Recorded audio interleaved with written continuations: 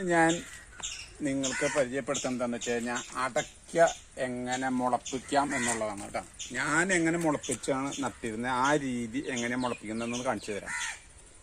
ഞാൻ മുളപ്പിച്ച് നട്ട അടയ്ക്കാര തൈകളാണ് ഈ കാണുന്നതൊക്കെ.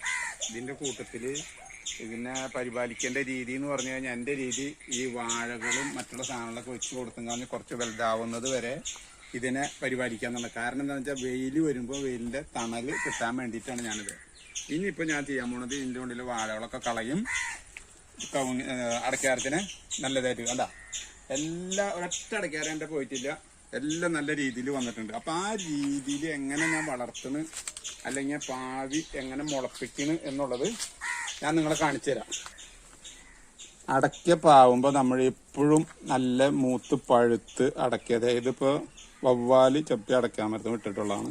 നല്ല തൂക്കം നോക്കുക, നല്ല വലിപ്പം നോക്കുക, അങ്ങനെ നോക്കിയിട്ട് വേണം നമ്മൾ അടയ്ക്ക പാവാനായിട്ട് ഇട്ടാണ്. ഇതിപ്പോൾ ഞാൻ പാവാൻ എടുത്തിട്ടുള്ള അടയ്ക്കകൾ ഞാൻ കുറേ പാവി വെച്ചിട്ടുണ്ട്. അപ്പോൾ അതെ പാവുന്നതായിട്ട് ഞാൻ എടുക്കണ അടയ്ക്ക. ഇതിന് പാവുന്നത് എങ്ങനെയാണെന്ന് ഞാൻ കാണിച്ചു തരാം കേട്ടോ.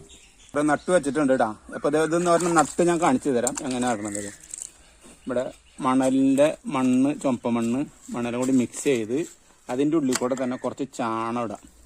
കാരണം ചാണം ഇടണമെന്ന് വെച്ച് കഴിഞ്ഞാൽ അത് മുളച്ച് വരുമ്പോൾ തന്നെ നല്ല ആരോഗ്യത്തോടു കൂടി തന്നെ തൈ വരണം, എന്നാലാണ് അതിൽ കാര്യമുള്ളൂ. അല്ലാണ്ട് പകുതിക്ക് വെച്ചിട്ട് വളർത്തിട്ട് കാര്യമില്ലല്ലോ. അപ്പോൾ വരുമ്പോൾ തന്നെ നല്ല രീതിയിൽ വരാനായിട്ട് ചാണം കൂടി മിക്സ് ചെയ്തിട്ട് വേണം നമ്മൾ ഇതിന് പാവാനായിട്ട്. അപ്പോൾ അടയ്ക്കാരത്തിന് ഏറ്റവും നല്ലത് ചാണവും ചാരുമാണ്.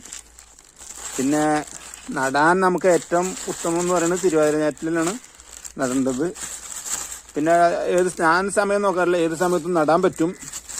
നട്ട് കഴിഞ്ഞിട്ടുണ്ടെങ്കിൽ നമ്മൾ നോക്കേണ്ടതെന്ന് വെച്ചിട്ടുണ്ടെങ്കിൽ വേര് ഓടാനും അതിന് വാടലൊന്നും പറ്റരുത്. അപ്പോൾ ആ രൂപത്തിൽ വേണം നമ്മൾ ചെയ്യാനായിട്ട്. ഇതേമാതിരി പോളിബാഗ് ഒരു കിറ്റ് എടുത്തുങ്ങാൻ അതിൽ നിറച്ച് അടക്കിങ്ങനെ വെച്ചതിന് ശേഷം കുറച്ച് വെള്ളം തെളിച്ചു കൊടുക്കുക.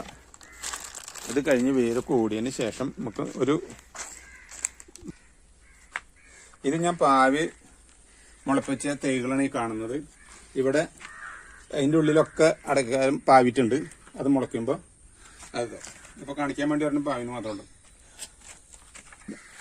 ഞാൻ നട്ട് വളർത്തിയ അടയ്ക്കാരത്തിലാണ് ഇത് ഈ കാണുന്നത്. ഇപ്പോൾ എനിക്ക് ഒരു 4 കൊല്ലം കഴിഞ്ഞപ്പോൾ നമ്മുടെ അടയ്ക്കാരം കാച്ചും കാഞ്ഞിട്ട് ആ അടയ്ക്കാരങ്ങളാണ് ഈ കാണുന്നത് കേട്ടാ.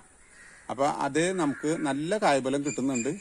പിന്നെ നമ്മൾ അകലം ഞാൻ അകലൊന്നും നോക്കിയിട്ടില്ല കേട്ടോ. നമ്മൾ ഉദ്ദേശിക്കുന്ന മാതിരി പറമ്പ് വേസ്റ്റ് ആവാത്ത രീതിയിൽ എങ്ങനെ കിട്ടുന്നത് അതേമാതിരി ഞാൻ നട്ടിട്ടുള്ളതാണ്. അപ്പോൾ ശരിക്കും നടണമെന്നുണ്ടെങ്കിൽ ശരിയായി പറഞ്ഞു കഴിഞ്ഞാൽ ഒരു 2 മീറ്ററെങ്കിലും അകലത്തിൽ നടുക. അത് കഴിഞ്ഞിട്ട് അല്ലെങ്കിൽ വലുതായി വരുമ്പോൾ ഒരു പട്ട മുട്ടാതിരുന്ന് നടാനാണ് അങ്ങനെയൊക്കെ പറയാം. കണ്ട എൻ്റെ അടയ്ക്കാര തൈകളാണ് ഈ കാണുന്നത്. ഇതോ ഞാൻ പാവി മുളപ്പിച്ച് നട്ട അടയ്ക്കാര തൈകളാണ് ഇവിടെ കണ്ടതും അവിടെ കണ്ടതും എല്ലാം. അപ്പോൾ ഇവറ്റിക്കൊക്കെ ഞാൻ തണൽ കൊടുക്കണം. അതിൽ വാഴ നടും അല്ലെങ്കിൽ എന്തെങ്കിലുമൊക്കെ കൊടുത്തത് അതിനെ സേഫ്റ്റിയാക്കി നിർത്തിയതിന് ശേഷമാണ് ഞാൻ കുറച്ച് മരങ്ങളൊക്കെ വെട്ടിക്കളയുള്ളൂ. വാഴ ആയാലും എന്തായാലും ഇവർ കുറച്ച് വലുതായി. ഇനിയിപ്പോൾ ഇവരുടെ ക്ഷീണം തീർന്നു. ഇനി നമുക്ക് ഇതിൻ്റെ വാഴയും കളയെല്ലാം കഴിയാം. നമുക്കൊരു 4 വർഷമാകുമ്പോൾ ഒരു കായ്ഫലം തരും ചെയ്യും. പിന്നെ കായ്ഫലം നമുക്ക് 4 വർഷത്തിൽ കിട്ടുന്ന നമുക്ക് ഉറപ്പ് പറയാൻ പറ്റിയട്ടാ. കാരണം എന്താണെന്ന് വെച്ചാൽ നമ്മൾ നോക്കണ പരിപാലിക്കണ് എങ്ങനെയാണോ അതേമാതിരി നമുക്ക് പെട്ടെന്ന് കായ്ഫലം കിട്ടും. വളം കൊടുക്കേണ്ടത് ഏറ്റവും നല്ലത് ചാണവും ചാരവും.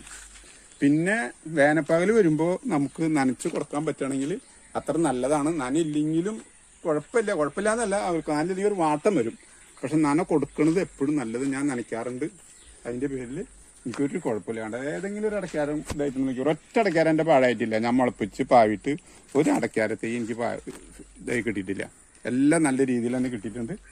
അപ്പം നിങ്ങൾക്കും പാവാനെടുക്കുന്ന സമയത്ത് എന്തായാലും പ്രത്യേകം ശ്രദ്ധിക്കുക. അടയ്ക്ക നല്ല വെയിറ്റ് നോക്കുക, ഉള്ള അടയ്ക്കാരത്തിൻ്റെ ഏറ്റവും നല്ല അടയ്ക്ക നോക്കുക, നല്ല വലിപ്പം നോക്കുക.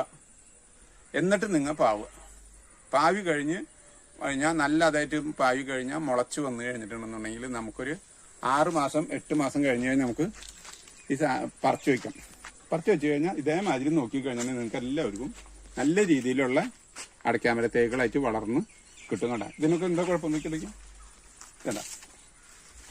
ഇതൊക്കെ നല്ല അടയ്ക്കാം. ഞാൻ നനച്ച് കാര്യങ്ങളൊക്കെ ചെയ്യുന്നുണ്ട്. ഇപ്പോൾ കാണുമ്പോൾ തന്നെ അറിയാം ഞാൻ ഏത് രീതിയിലാണ് നോക്കണം. ഒക്കെ വാഴ വെച്ചിട്ടുള്ളത് എനിക്കറിയാം. അതിങ്ങനെ വാഴ വെക്കാൻ പാടില്ല, വെറ്റിക്കുന്നുണ്ട്.